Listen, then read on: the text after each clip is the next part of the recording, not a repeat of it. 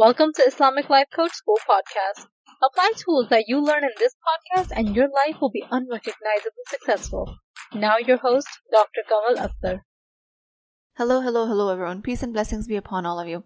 Recently I've been diving deep into the work of Ousama Alshurafa, an unconventional motivational speaker and the creator of Muslim Hub. I recently finished his book, The Afterlife Manual, which is an excellent read and I do recommend it. And during reading that book, I came across many concepts that I think are excellent for us Muslims to adopt. And he definitely takes a very fresh and new take on it. I'm going to be talking about a lot of his work, but also integrating my ideas. That way I can give you guys a practical framework of how to achieve what he teaches. He talks about going beyond the means, seeing the real source, which is a shift from focusing on worldly causes to recognizing that Allah subhanahu wa ta'ala is the ultimate origin. He talks about the illusion of asbab, the situations and the circumstances around you. The idea that causes that we see are veils, and Allah subhanahu wa ta'ala uses this veil to keep himself hidden, just so we can find him in the signs of this world. What I want to emphasize is that his point of Allah subhanahu wa ta'ala being the origin of everything, it is important for us to remember that over and over again, come to this teaching from different directions, because this does ensure an optimal mental health for a human being. And of course, there are other religious benefits for it, but that's what I want to emphasize today. This world is an illusion created by Allah subhanahu wa ta'ala, so we can look at these signs and recognize Him alone. We have agency that goes beyond the asbab that Allah subhanahu wa ta'ala gave us. These asbab are anything and everything that is around us, or even within us, including our intelligence, our family, our feelings, our income, our house, our friendships, and our relationships. Not only when you truly understand these concepts, but when you implement them, they have a profound effect on your life.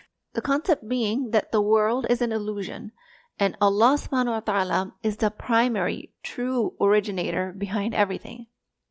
The perspective we're going to take today is going to challenge you to see beyond the physical, beyond the circumstances, and into the heart of reality. We do rely on material causes, money, medicine, other people's apologies.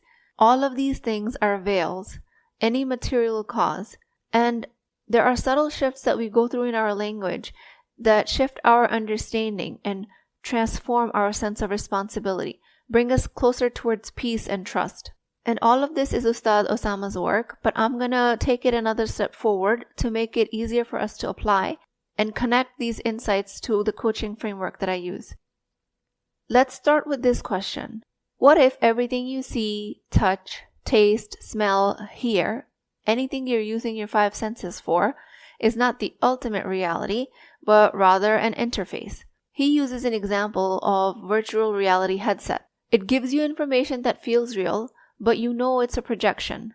Similarly, the world we experience through our five senses is virtual reality. The things that seem to cause certain effects in our life, like medicine seems to cause a cure. Allah subhanahu wa ta'ala does not need the medicine because He causes the cure. This cause, this sabab of medicine is an illusion. And when we say illusion, it does not mean fake. It means that cause is ultimately not what it appears to be. Our children, our resources, or the lack thereof is not the ultimate source of benefit or harm. These are simply the tools by which Allah subhanahu wa ta'ala, who is Al-Fattah, the opener, Al-Wahhab, the giver, Al-Shafir, the healer, veils Himself. It's a way of testing us. If we were given the equipment and the senses to comprehend Him directly, then faith would be easy. There would be no test. So Ustad Ousama Alshurafa explains that Allah subhanahu wa ta'ala cannot be perceived by the mind. Instead, our mind is designed to perceive the world through the senses. But since the senses are limited, anything beyond the means of this world is veiled.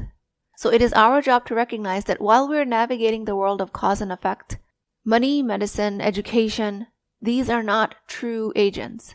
They're curtains behind which Allah subhanahu wa ta'ala works His decree. Understanding this is not just an abstract idea. It changes how we speak, how we think, and how healthy we feel in our mind and body. And like I always tell you, language is powerful. So he noted in his book that sometimes we say money can benefit you with Allah's permission. While it seems like an innocuous statement, notice the order of causality. The subject is money. Money can benefit you with Allah's permission, and Allah's permission is secondary. So if you listen closely, the structure implies that money on its own might benefit you, and then only later does Allah allow that benefit. So now compare it to the sentence that he wrote in the book that's a correction, which says, Allah, if He wills, will benefit you through money. Here, through the change of language, Allah subhanahu wa ta'ala is the direct agent. Money becomes the means. It is a very subtle change, but it reflects a profound difference in belief. A version that places money first, even if you qualify it with Allah's permission, and the second version places Allah first. The means, which is the money, comes after. So what I want to do is give you more examples so it's easier to understand, so I can then develop the concept more.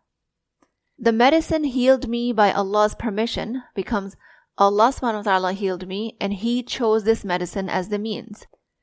She forgave me because I apologized become Allah subhanahu wa ta'ala softened her heart to forgive me and my apology was the door that He used. I passed the exam because Allah subhanahu wa ta'ala gave me the capacity to work hard. That becomes Allah granted me success and allowed me to work hard.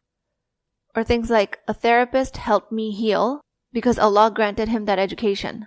That becomes Allah subhanahu wa ta'ala guided me to healing and used the therapist as His tool. The networking event landed me the job because Allah gave me the resources to attend the event. That becomes Allah wrote this job for me and used that event as the cause. Now I can go on, but notice there's each shifted statement places Allah subhanahu wa ta'ala first. The means remain. We don't throw away the medicine or the apology or the hard work or the savings. We simply see them for what they are, as not being the original source. Belief in Allah comes first. So now, let me connect this concept to coaching that would help you implement this a little bit better. I teach the formula C-NEAR that stands for circumstances, nervous system thoughts, emotions, actions, and results. The circumstances are the asbab. They're the situations outside of you. They're out of your control. Someone cut you in traffic, your child spilled milk, your boss gave you a critical performance review. These are all facts in the world. The N for the nervous system thought refers to how your mind interprets the world while wearing the virtual reality headset. It gives you information. Your brain attaches meaning to the events through language. You don't just sit in traffic, you're experiencing it with your mind and body. You can think, this is annoying, people are late, why can't people drive properly? Or you might think, this is an opportunity to listen to a podcast. Then comes emotion, that is the E in the formula. Your interpretation, your perception through the virtual reality headset create your emotions in the body. Emotions like anger, frustration, joy, gratitude, sadness, or even indifference. These emotions give fuel to actions. Actions can only flow from what you're feeling. High vibration emotions like gratitude, curiosity lead to constructive behaviors. Low vibration emotions like apathy or jealousy may lead to inaction or destructive reactions. Then comes the results. These are the outcomes. When you lash out, if you feel disrespected, the result might be disconnection in your relationship. When you act from a place of curiosity and trust, you might build deeper relationship. So why am I telling you this in a discussion about illusion of the world? Because this is the framework that helps you to see your perceptions shape your reality, and this approach focuses on what goes beyond changing your behavior, like just stop yelling, or save more, or meditate every day. All of those actions are important, but that's only a very shallow level of awareness. The higher levels of awareness ask you to recognize your emotions and choose them differently. They ask you to examine your thoughts and decide which one serves you the best. And this level of awareness helps you understand that your thoughts, not your circumstances, cause your emotions. The situations, the means around you, the asbab, never cause your emotions. This is one of the highest level of awareness. We can observe a situation, recognize our initial thought about it, our protective, ego-driven interpretation, which is usually the default, and then choose a thought that aligns with your values and higher trust in Allah subhanahu wa ta'ala. So then comes the highest level of awareness, and that is you get to see all of these circumstances as neutral. This is where spiritual growth is very much connected with personal growth. A circumstance of your kids being away for 2 weeks during summer vacation to be with their grandparents, this is neutral. It's neither inherently positive or negative. It does not cause your happiness or your sadness. Your thoughts about these circumstances do. So the idea of neutrality of circumstance, that your asbab are an illusion, that's what graduates you to a higher level of mental health. And this whole idea can be challenging because you're conditioned since childhood to believe that certain circumstances are objectively good, getting married, having children, being wealthy, and others are bad, failing exams, being single, losing money. But at a deeper level, they are all neutral. The meaning you assign to them determines your emotional experience. That's what's going to determine how charged the circumstance is for you. And that's what's going to determine if you can actually see the circumstance as a sabab, an illusion, and see Allah subhanahu wa ta'ala's wisdom behind it or not. Now I'm going to make something very clear. This does not mean you become a robot and detach completely. It just means that you reclaim your agency. If you understand that your mind's initial interpretation, filtered through social conditioning, personal history, fears, the lower brain, if you understand that that is not the only possible interpretation, you can choose differently, that is extremely freeing. And this is where the illusion comes in. It comes from recognizing that even the circumstances themselves, marriage, money, children, are not true agents of your happiness or sorrow. They are the means through which Allah subhanahu wa ta'ala tests you and blesses you. If you think my happiness depends on a spouse on a subconscious level, or that your peace depends on your bank account, then the moment those things change, your world collapses. That's because you've placed the asbab before Allah subhanahu wa ta'ala. You've put charge into the circumstances. Instead, imagine thinking, Allah grants me happiness and uses my spouse as one of the ways to do it. Allah grants me peace and uses my financial stability as a mean. Then, if the means change, you can anchor yourself in the trust that Allah's plan is unfolding and He will bring me benefit through some means or another. This is what non-attachment from sabab looks like. You use the means, but you don't depend on them. You know that this sabab is neutral and you don't have emotional charge attached to it. And this becomes especially powerful when dealing with difficult emotions like jealousy. She has a nicer house. He is more successful. Why did she get married and I didn't? Why did her husband take her to vacation and mine didn't? If circumstances are neutral and Allah subhanahu wa ta'ala determines the benefit through your mind in these circumstances, then jealousy loses its basis. Because in that case, the vacation, the marriage, the house becomes a neutral circumstance, even if it belongs to others. You will have a choice to see others' blessings as a part of their test, and your blessings as a part of yours. You can celebrate with them without feeling that their means diminish yours. You cannot see the sabab, the means and the circumstances, as an illusion if you're emotionally charged by them. If you believe that your circumstances create your emotions, you will stay entangled with them. When your job defines your self-worth, you will be constantly riding a roller coaster of pride and panic based on your performance reviews. When you fall into the trap of marriage becoming the cause of your happiness, you will feel ecstatic when things are smooth and devastated when they're in tension. This is the quickest way of losing internal peace, attaching your emotions to a circumstance. And fortunately for us, that is just a mistake that we're making. We can unlearn this pattern. As long as you think that your circumstances cause your emotions, you won't be able to separate yourself from the world. You will remain attached to the story that this thing made me feel this way. And if you can't separate, you cannot imagine those circumstances as an illusion. You will continue to depend heavily on them. And as long as they continue to feel this powerful, you will struggle to see Allah subhanahu wa ta'ala as the true creator of these circumstances. This is why it is extremely important for you to start thinking of these asbab as an illusion, because only then can you see the reality of Allah subhanahu wa ta'ala through and beyond the means of this world. And this has immense practical application.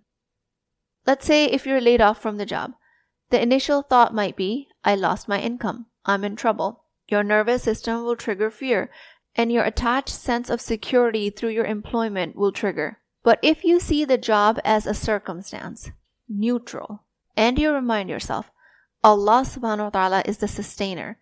He used this job to provide for me. He can provide through another means. The emotional charge dissipates. The shift from panic to trust becomes easier. This does not mean that you're ignoring the reality of needing to find work. It means that you act from a place of stability rather than desperation, because that's what's going to make it likely that you do find the next job. Or let's say your friend gets engaged and you don't. Your thought might be, I'm being left behind. This isn't fair. Sometimes underlying tones of jealousy. And that chains you to the circumstance. If the friend getting engaged is no longer neutral to you, it has emotional charge attached, then it will be nearly impossible for you to reframe it to yourself towards a healthy side. Meaning it will be hard for you to think that this engagement is her blessing and I have a different path. For you to reframe any circumstance, for you to see through your virtual reality headset, you have to make the circumstance neutral, so you can see the other side, so you can give your circumstance another meaning. That happens because when you remove the emotional charge, you regain your agency. You see that your thoughts about the circumstance, not the circumstance itself, has created your emotion. And beyond that, you're able to see that Allah subhanahu wa ta'ala is the only and the real source of sustenance, security, and peace. And you use the means without being enslaved by them. If your child spills juice on the carpet just as the guests arrived, your initial thoughts might be, this is a disaster. Why does this always happen to me? Creating anger, embarrassment, resentment. But if you recognize that this is a neutral circumstance and you take the charge away from it, you can reframe it as this is just juice on the carpet. Allah is teaching me patience through my child. And you might even have the opportunity to respond calmly. The neutral circumstance, the actions of a child, become a sabab, through which you're seeing Allah subhanahu wa ta'ala's plan play out, which might be to make you a more patient human, along with other things. So from now on, I want you to notice your language. Start listening to how you and others speak about causes and effects. And if you catch yourself saying anything that puts the sabab before Allah subhanahu wa ta'ala, gently correct yourself. Practice neutrality of the world around you. If something happens and it inherently looks positive or negative to you, challenge yourself to see the neutrality in it. Ask yourself, what do I want to make this mean? What thought can I choose here? And you will notice the next thought that the brain offers you will be much more elevated than the first one. Reconnect with all of the illusions of the world with intention. Before you take medicine, before you invest, before you accept an invite, intend in your heart, I'm turning to Allah subhanahu wa ta'ala to bring about the benefit that these means can provide, that He has placed in front of me. This makes all of the means and the asbab an act of worship, rather than an act of declaration of independence from Allah's design. Continue to work to elevate your awareness and of course be patient with yourself. And while I tried to do justice to this concept because I was integrating a lot, I'm still a beginner student of the teacher Ousama Alshurafa. What I'm sharing is my current understanding, but as I continue to learn more, I will share further with you guys. To me, coaching, spirituality, mental health are extremely closely linked. Understanding the illusion doesn't mean that you stop engaging with the world. It just means that you do it through the place of clarity and trust. When women coach with me, they go through the levels of awareness. Eventually, they start to see how their thoughts are creating their emotions. And finally, they're able to separate themselves from their circumstances and start to see them as neutral. This is super powerful. With that, I pray to Allah subhanahu wa ta'ala, grant me and all of us the clarity to see beyond the veils of this world. Help us trust that every benefit comes from you alone, and that the means you provide are the only path to your mercy. O Allah, remove the emotional weight that I attach to my circumstances, and let my heart find peace in your decree. Strengthen my faith so that I place you before every cause, and guide me to act with sincerity, patience, and gratitude. Ameen ya Rabbil Alameen. Please keep me in your du'as. I will talk to you guys next time. If you're interested in getting coached by me, I'm offering a very affordable opportunity to do that with Wisdom Wednesdays. This is not a course, not a lecture. This is an opportunity for live coaching, real change with Islamic adab and etiquette. You do not need more information. You actually need a space to create change. At $19.99 a month, which is the price of takeout dinner, you as a Muslim woman will create confidence, intimacy, and connection without shame or fear of judgment, because your privacy is my highest priority. So join at www.islamiclifecoachschool.com. Resources, Wisdom Wednesdays. I'll see you inside, inshallah.